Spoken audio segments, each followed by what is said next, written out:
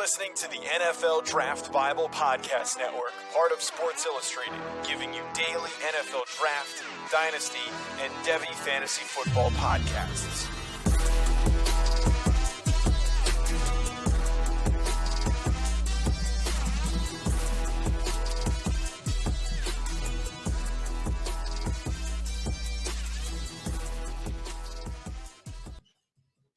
Class is in session. Welcome in to the draft seminar presented by Sports Illustrated's NFL Draft Bible Podcast Network. I am your host, Matt Hicks, the FF Educator, joined as always by my co-host, John Lobb, the Gridiron Scholar.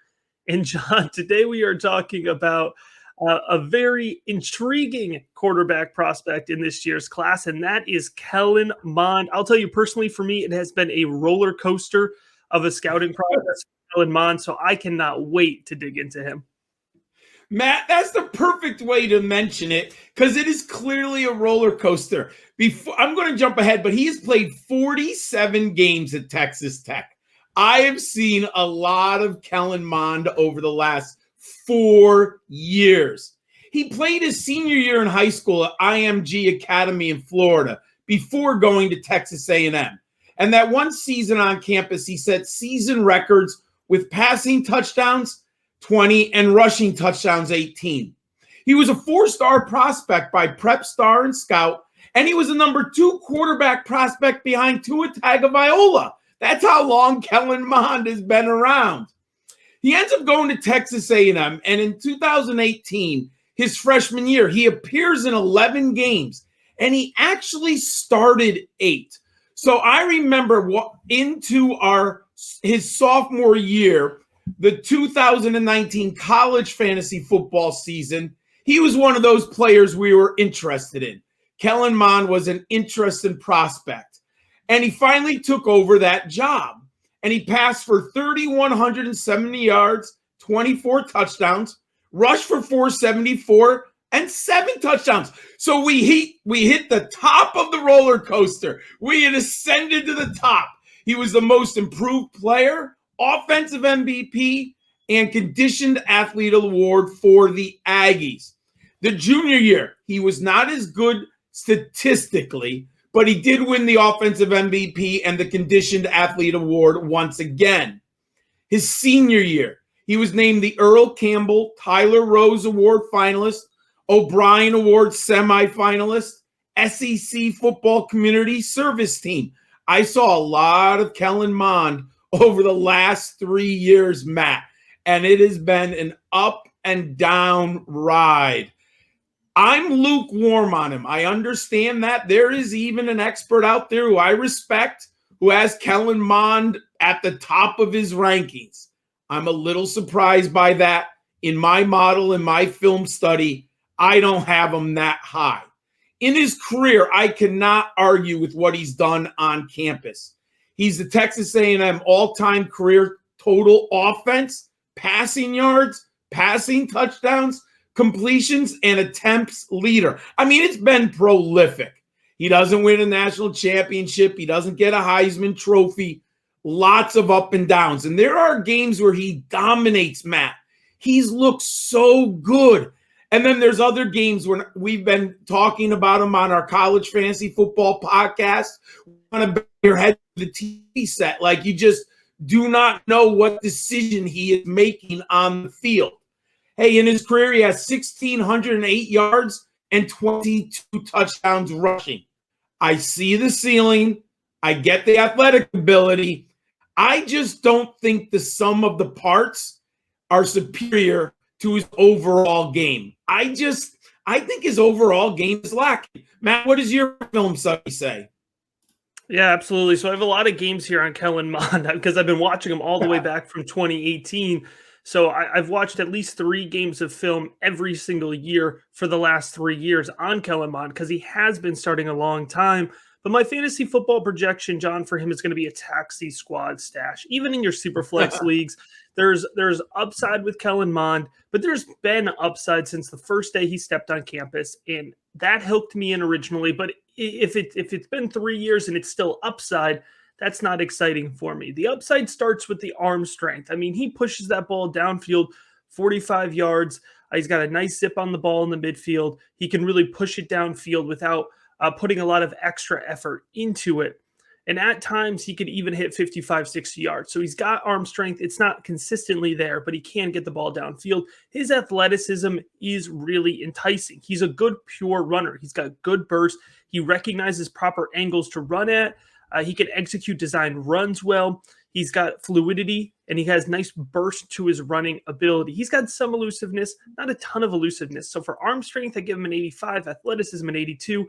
After that, we're in trouble. All right. So pocket awareness is his next highest grade for me, and it's only a 75. I think he stands in the pocket well under pressure, but he does feel it too easily at times, which can lead to him taking moving outside of the pocket too early or throwing off of his back foot. And the mechanics, John, very inconsistent mechanics for me. I like his footwork. At times he has a nice release, but he short arms the ball a lot, John, and he's not particularly good at it. All right. Sometimes you can get away with short arming the ball.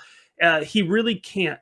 He has a bit of a rounded throwing motion at times, which elongates things. It slows the whole process down. When he throws outside of the pocket, he'll roll out and he'll throw the ball. He leaves his body open, which lowers his accuracy rate, and he has jittery feet. So although he moves his feet really quickly, he does not always set them before throwing, which again throws off his throwing motion, which throws off his accuracy. So just a 74 for mechanics. So there's upside with Kellen Mond, but overall, I have him graded out as a taxi squad stash. John, let's go ahead. Let's flip on the tape and let's look a little bit more in depth of what we're talking about. Absolutely. All right. Provided, as always, by Brandon Lejeune, Devy Deep Dive on YouTube and Twitter. And you can see right off the bat here some of the upside to him. When he's comfortable in the pocket, when he sets his feet, he can follow through with a nice zip on the ball in the short field like these first two passes from Vanderbilt.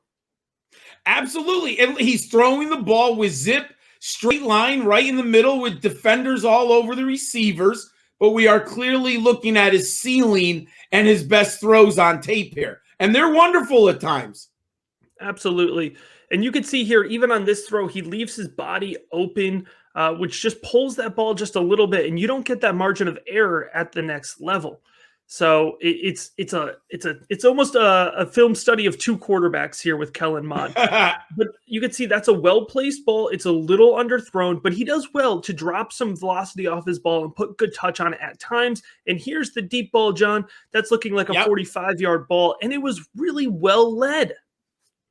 Yes, when his mechanics are there, when he's got the pocket and the play is developing and he sees it, he can throw a nice ball.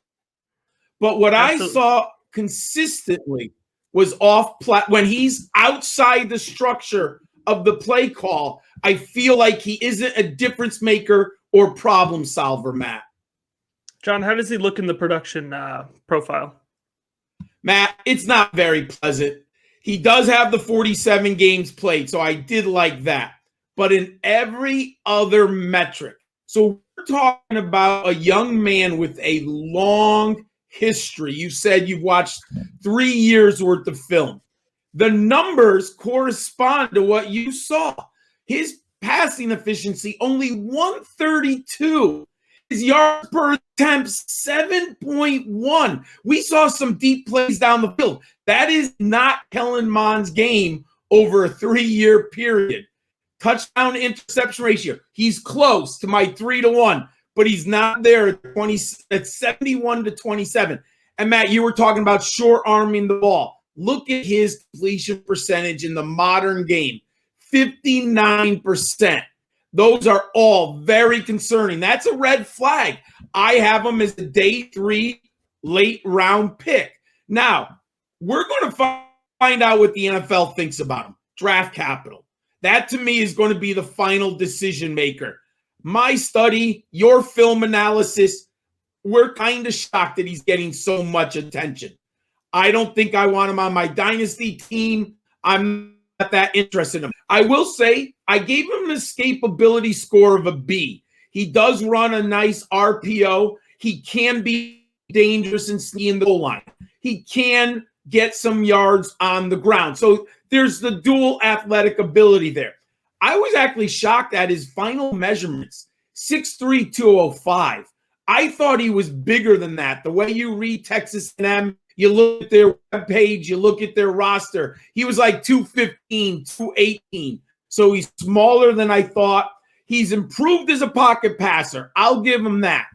But Matt, he had 4 years, and it's still potential. And if you're an NFL team, are you really going to bank on potential after you have such a lengthy body of work you can look into? I have a day 3 score, Matt. I'm not really interested in him in dynasty leagues. Obviously, if he's a day 2 capital, maybe, but not at this point.